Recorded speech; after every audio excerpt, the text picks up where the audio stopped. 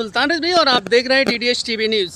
दर्शकों, इस वक्त मैं चूहा पुल से जो दीवा के लिए रास्ता गया है, जो खाड़ी है, जो मैंग्रोव है, उसी के रास्ते पे हूँ। आप देख सकते हैं यहाँ पर मैंग्रोव था किसी टाइम पर, और जंगल था और खाड़ी थी, लेकिन अब उसको पाट करके और अब यहाँ पर जो है निर्माण का काम चालू हो गया है। खुलेआम निर्माण हो रहा है यहाँ पर, आप देख सकते हैं। और ये पूरी तरीके से देखो यहाँ पर भरनी कर दी गई है। और बड़े हैरत की बात है कि जो डिपार्टमेंट के लोग हैं वो आँख मूंदे हुए हैं, शांत हैं।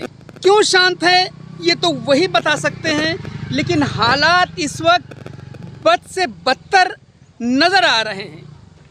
आने वाले वक्त में मानसून नज़दीक है, बारिश आने वाली है, और ये मैंग्रोव जो काटा गया है, जो यहाँ पर तालाब था उसको पाटा गया, जो गड्ढे थे, जो खाड़ी थी उसको पाट दिया गया। अब ये पानी जाएगा कहाँ? ये दशा हो जाएगी कि लोगों के घरों में पानी भरेगा और बाढ़ जैसी स्थिति पैदा होगी और काफ़ी लोग जो है डूब सकते हैं। बड़ा हादसा हो सकता है। 2005 की जैसी स्थिति आ सकती है कि उस वक्त जिस तरीके से बाढ़ आया था और मुमरा और दीवा की बहुत बुरी दशा हुई थी। कई दर्जन लोग मौत के मुंह में चले गए थे। देखिए, आप देख सकते हैं। और बड़े हैरत की बात है कि देखिए यहाँ पर खुलेआम जो है वो रेती भी निकाली जा रही है। आप देखिए ये रेती का बाज लगा हुआ है मेरे दोस्तों।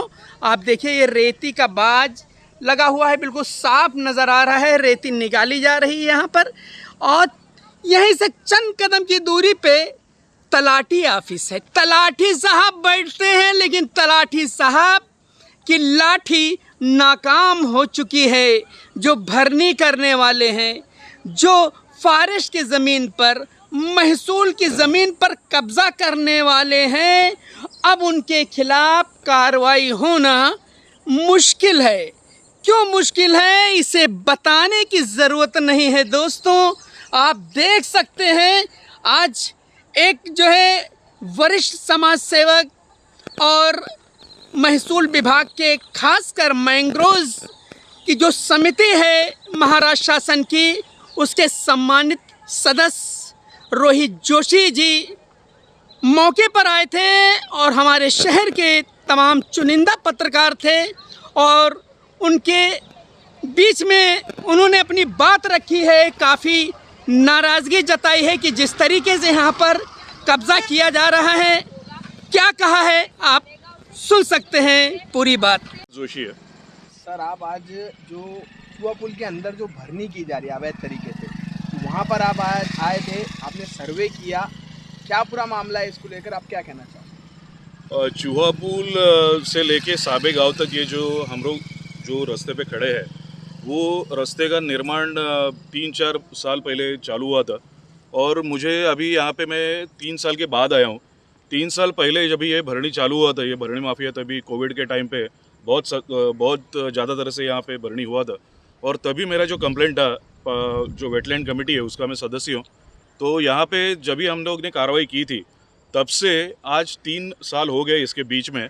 और यहाँ पे मैं आके ये देख रहा हूँ कि तब की हालत और अब की हालत में, अभी मैं आपको दिखा सकता हूँ कि मेरे पीछे जो है वो चूहा ब्रिज के यहाँ पे जो अपनी जो खाड़ी है, थाने खाड़ी मुमरा की, वो एक आपको क्षेत्र दिख रहा है। ऐसे ही वो ये साइड पे भी था, लेकिन आपको अभी दिख रहा होगा कि ये यहाँ की खाड़ी बची ही नहीं है।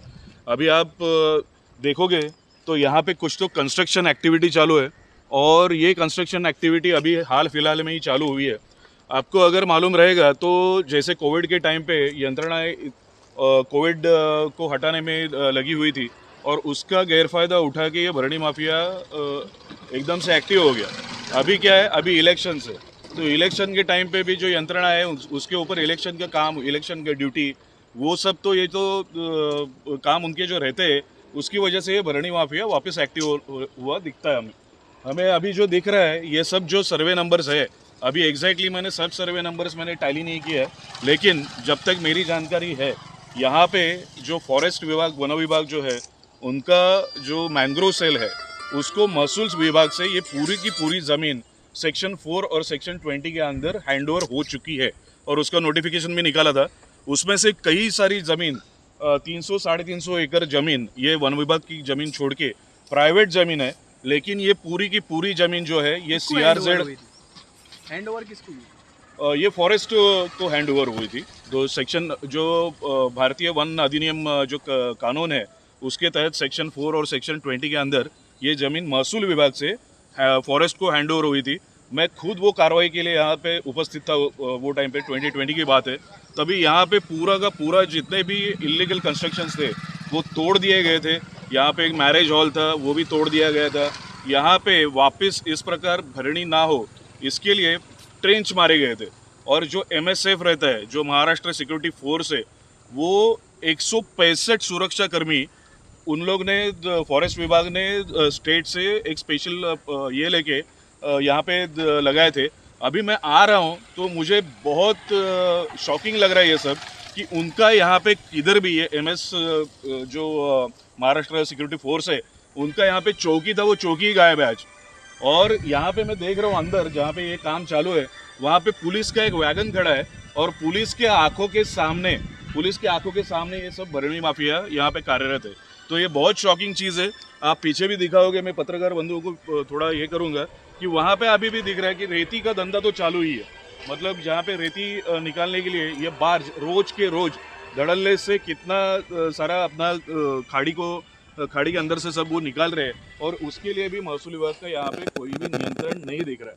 और ये हमेशा ये बहाना बनाया जाता है कि ये इलेक्शन ड्यूटी है, इसके लिए हम लोग यहाँ पे कार्यवाही नहीं कर रहे हैं। यहाँ पे काफ़ी सारे भूमिपुत्र है, काफ़ी सारे दीवा गांव से या मुमरा से काफ़ी सारे एक्टिविस्ट है।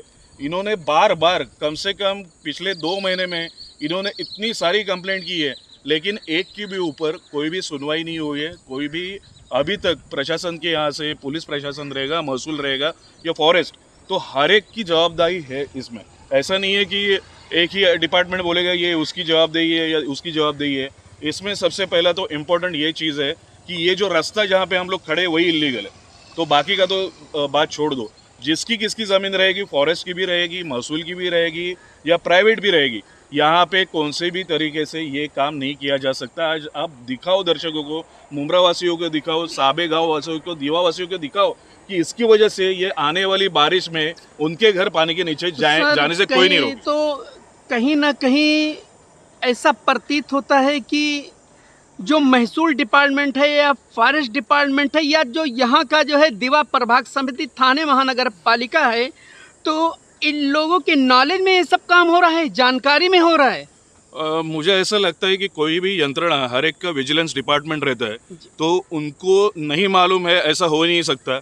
जैसे आपको सबको मालूम है यहाँ का एक पत्थर भी हिलेगा तो इधर के पुलिस स्टेशन को भी मालूम पड़ता है, महसूल विभाग को भी मालूम पड़ता है और थाने मन का भी मालूम पड़ता है। तो मुझे ये ऐसा बोलना नहीं है, ये मेरा आरोप है कि उनके संगन मत से ही ये सब कार्रवाई चल रही है। और बारिश के टाइम पर सर अभी अनकरीब है मानसून, और बारिश अगर आ गई, खुदा ना खास्ता पानी का ज़्यादा भराव हो गया तो दीवा का क्या होगा और मुमरा का क्या होगा। कि जैसे 2005 में बाढ़ आई थी, लाशें जो हैं वो पेड़ पर लटकी दिखाई दी थी, सैकड़ों लोग मर गए थे, तो कैसी दशा होगी। जिस तरीके से भरनी की जा रही है, मैंग्रोव खत्म किया जा रहा है, तालाब को पाटा जा रहा है, झाड़ काटे जा रहे हैं, खुलेआम एकदम से अंधेर नगरी चौपट राज चल रहा है, तो इसका जिम्मेदार कौन है? इसका जिम्मेदार हर एक व्यक्ति है जिसके पास ये जवाबदारी है कि इसको रोके। जो कानून के तहत जो भी उसके ऊपर आपको कार्रवाई करनी चाहिए, वो जो नहीं कर रहा है वो हर एक आदमी इसके लिए जवाबदार है। अभी आपने जो प्रश्न पूछा कि या मुमरा या कौसा या दीवा, ये गांव पानी में जाने से कोई डूबने से नहीं बचा सकता। इसकी वजह भी आप देख लो, आपके पीछे जो पारसिक का पहाड़ है, वहाँ से पूरा जो पानी का सैलाब, जो पानी का आएगा, वो जाना कहाँ पे चाहिए? खाड़ी में। अगर आपने खाड़ी ही नहीं रखा, मैंग्रोव ही नहीं रखा, तो वो पूरा आपके घरों में घुसने वाला है। तो इसके लिए बहुत बहुत बड़ी चीज़ है, और हर एक मुमरा वासियों तक मैं आपकी चैनल के माध्यम से मैं पहुंचना चाहता हूं और उनको बताना चाहता हूं कि आप भी यहाँ पे आके आप भी सैकड़ों की संख्या में आके उनके सामने धरना आंदोलन कीजिए, नहीं तो ये रुकने वाला नहीं है इतनी बड़ी मात्रा में जो चालू है। और फिर मुमरा कौसा और दीवा को बचाने वाला कोई नहीं है। रोहित सर, आप जिस तरीके से यहाँ पे आज आए थे, आप ये भरनी माफिया के खिलाफ क्या कार्रवाई करेंगे? देखो, अभी वेटलैंड कमेटी का मेंबर की हैसियत से मैं ये चीज़ तो पक्का करूँगा कि इसका रिपोर्टिंग जो है वो हाई कोर्ट को करूँगा।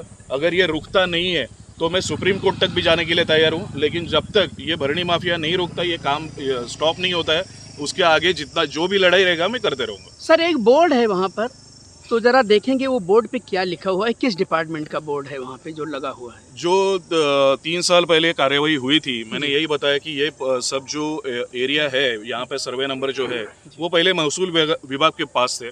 जो सेक्शन 4 और सेक्शन 20 में जो उन्होंने ट्रांसफर किया, हैंड ओवर किया महसूल विभाग से वन विभाग में, तभी मैं वन विभाग का वही बोल रहा हूँ कि यहाँ पे उन्होंने बोर्ड लगाए थे कि यहाँ पे कौन सी भी तरह का ट्रेस पासिंग या कौन सी भी तरह का आवाजाही पे रोक है, और वो बोर्ड उन्होंने लगाया है। अभी मैं देख रहा हूँ कि उनका चौकी यहाँ पे नहीं है, तो ये सिर्फ बोर्ड अभी नाम के लिए बचा है।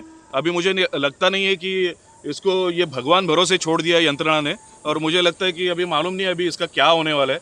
लेकिन जल्द से जल्द इसके ऊपर एक्शन नहीं लिया गया तो आने वाले बारिश में हम लोग मुमरा को बचते हुए देखेंगे। मतलब बहुत ही भयावह स्थिति होगा, बहुत बदहाल हो जाएगा। बहुत ज़्यादा। जैसे आपने बताया वो 2005 तक जाने का जरूरत नहीं है।